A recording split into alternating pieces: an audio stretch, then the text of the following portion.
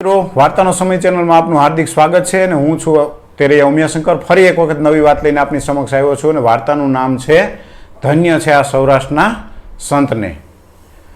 તો ચાલો વાર્તા શરૂ કરીએ.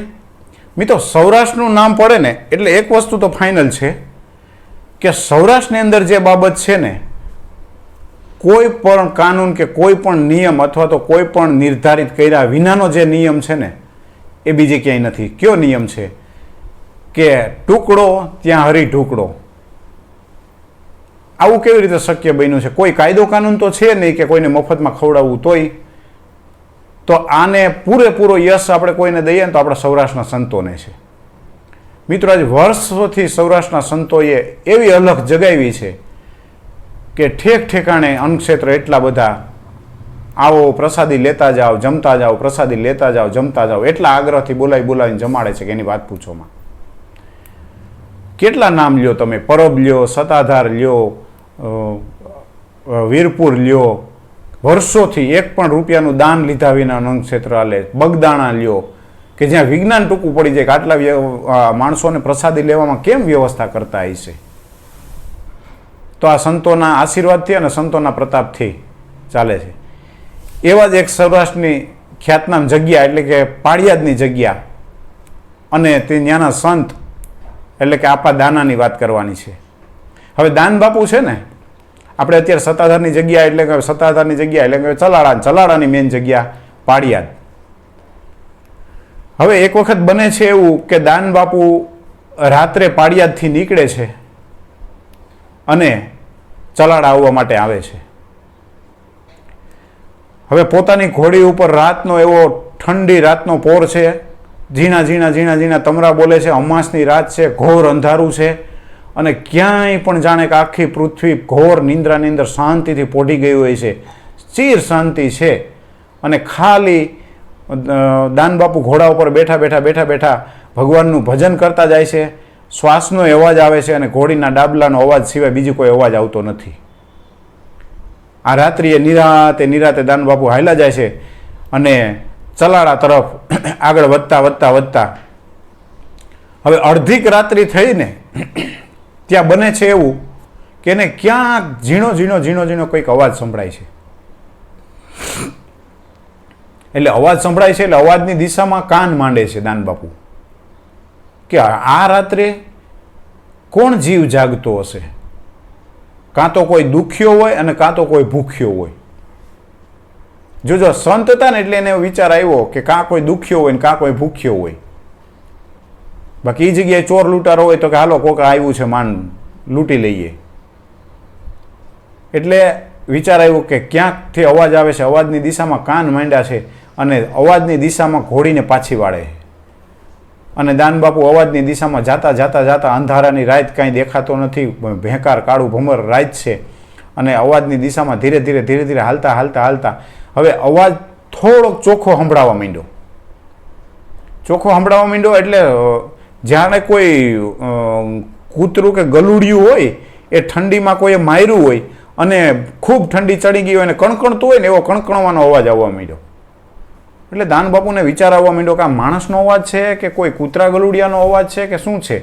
જ્યાં નજીક જાય છે ને ત્યાં એકદમ શું કહેવાય કે અશક્ત માણસ રોતું હોય ને એવો અવાજ આવવા માંડ્યો. અને એક ઝાડી ઝાંખરાની અંદર એક માણસને નાખેલો હતો, ગાભામાં વીટેલો. એટલે દાનબાપુ નજીકમાં પહોંચે છે અને બહુ ઝીણી નજરો કરીને જોવે છે તો એને વાસ આવવા માંડી છે. પૂછે છે કોણ છો તું? પણ સામેવાળા વ્યક્તિને કદાચ બહુ જવાબ દેવાની તાકાત નથી. એવી પરિસ્થિતિમાં આખા શરીરેથી લોહી પરવું વયા જાય છે અને ખૂબ દુઃખી છે, આખા શરીરે બળતરા થાય છે. એટલે દાનબાપુ પૂછે છે કે તું કોણ છો, ક્યાંથી છે? એટલે સામેવાળો વ્યક્તિ કે તમે જે હોવ મારાથી દૂર જતા રહ્યો, કેમ કે મને રક્તપિત્તનો રોગ થયો છે અને ગામ મને અહીંયા દૂર સીમાડે નાખી ગયું છે. એટલે તમે મારાથી દૂર જતા રહ્યો, નહીંતર આ રોગ તમને પણ લાગશે અને તમે પણ દુઃખી થઈ જશો. હું તો મારા કર્મો ભોગવું છું. એટલે દાનબાપુ એવું કહે છે કે તું તારા કર્મ ભોગવે છે એ વાત બરોબર છે, પણ જો હું તને આ પરિસ્થિતિમાં મૂકીને વયો જાઉં તો મારા કર્મો કેવા બંધાય એ તો તું વિચાર કર. અને મિત્રો, આ વસ્તુ સૌરાષ્ટ્રના સંત જ કહી શકે હો. પેલો વ્યક્તિ છે એ કહે છે કે ના મને ખૂબ દુઃખ થાય છે, હવે કદાચ કુદરત મને, તમે ભગવાનને એટલી પ્રાર્થના કરજો. એને ખબર નથી કે સામે ઊભેલા સંત કોણ છે. એને કહે તમે ભગવાનને એટલી પ્રાર્થના કરજો કે હવે મારો જીવ આમાંથી જતો રહે ખોડિયામાંથી, એટલે મારે આ અપાર વેદના ન ભોગવવી પડે, તમે અહીંથી જતા રહ્યો. અને એ સમય એક એવો હતો કે જ્યારે આ રક્તપિત્ત છે ને એને ખૂબ ભયંકર રોગ માનવામાં આવતો, અને એવું કહેવામાં આવતું કે જે કોઈ એના સંપર્કમાં આવે ને એને થાય. એટલે પેલો પડ્યો જે માણસ છે એ કહે છે કે તમે છેટા વયા જાઓ બાપુ. પણ દાન બાપુ જાતા નથી. એને કહેજો તારો આ રોગ, તો કે મને હવે તો હું રોગમાં એવો ભેળાઈ ગયો છું કે આમાં હવે કાંઈ થાય એવું છે નહીં. એટલે દાન બાપુ એવું કહે છે કે લાવ તારા ઘાવ જે છે હું સાફ કરી દઉં, તને થોડુંક દુઃખ ઓછું થાય. એટલે પેલો માણસ કહે છે હવે તો આમાં શરીર આખું એવું થઈ ગયું છે, તો આમાં ઘાવ ક્યાંથી તમે દુઃખ ઓછું કરવાના. એટલે દાન બાપુ એવું કીધું કે તને કોઈ પણ સંજોગે આ ન સારું થાય, તો કે મેં એટલું સાંભળ્યું છે કે કોઈ અમાસની રાતે કોઈ કાળો કૂતરો જો આ ઘાવ ચાટે ને તો કદાચ આ ઘાવમાં ઠંડક વળે અને આ રોગ મટે, બાકી તો આ વસ્તુ શક્ય નથી. તો આ સીમની અંદર તમે અહીંથી રખડતા ક્યાંથી આવી પહોંચ્યા, બાકી આ સીમમાં કોઈ જંગલી જાનવરે આવીને મને ખાઈ નથી જાતું, જેથી કરીને મારો આ ખોડિયામાંથી જીવ જતો રહીએ. અને દાન બાપુના હૃદયની અંદર કરુણા ફૂટી નીકળે. આ માણસ મોત માટે આટલો તડફડે છે કે જંગલી જાનવર પાસે પોતાના શરીરને નાખી દેવા માગે છે.